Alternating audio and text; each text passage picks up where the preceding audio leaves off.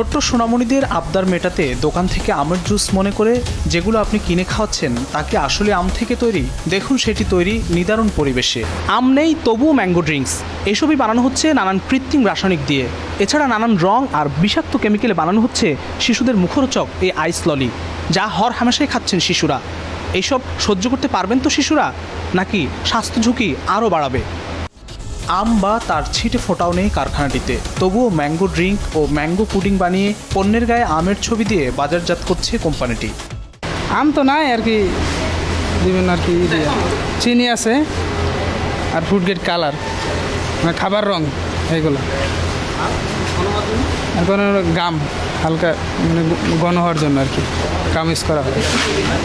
এই ড্রিঙ্ক তৈরির রসদ, রং, কেমিক্যাল, আমের কৃত্রিম ফ্লেভার আর পানি, এতেই হয়ে গেল তথাকথিত ম্যাঙ্গো ফ্রুট ড্রিঙ্কস। প্রতারণার মাত্রা ছাড়িয়ে মঈন কনজুমার্সের কারখানাটি আবার কৃত্রিম কেমিক্যালেই বানাচ্ছে নানা ধরনের আইস ললি সহ নানা আইসক্রিম, যেগুলো আবার নানা বাহারি রঙে তৈরি।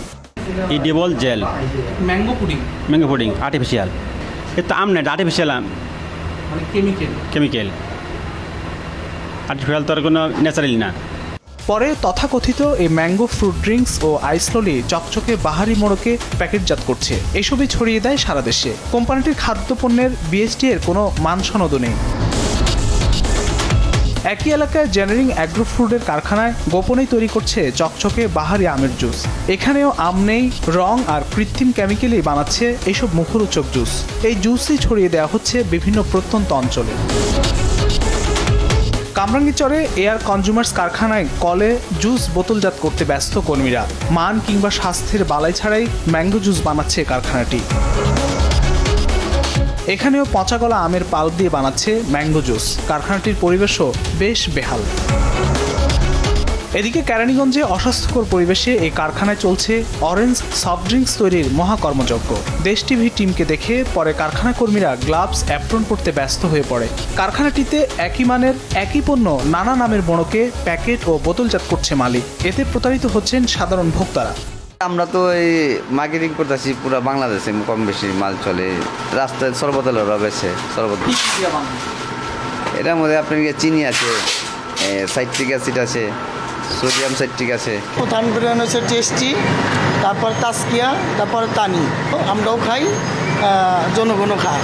পুরা ঢাকা শহরেই এটা সাপ্লাই, বাইরেও যায়, ফুটপাতেও বিক্রি করে। হ্যাঁ, কারখানাটিতে পণ্য তৈরির কোনো ল্যাব টেস্ট বা যাচাই বাছাইয়ের তোয়াক্কা নেই। সনাতন পদ্ধতিতে মানুষের গুরুত্বপূর্ণ খাদ্যপণ্যটি বানাচ্ছে এই কারখানা। এগুলি তো অত্যন্ত দেহের জন্য, তো মানব দেহের জন্য খুবই ক্ষতিকর।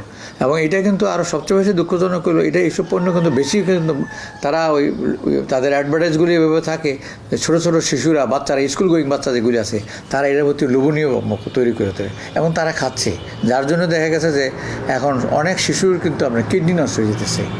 ভেজাল বন্ধে এইসব অসাধু কোম্পানির লাইসেন্স প্রদান, নবায়ন ও তদারকি প্রক্রিয়া আরও কঠোর করার আহ্বান বিশেষজ্ঞদের।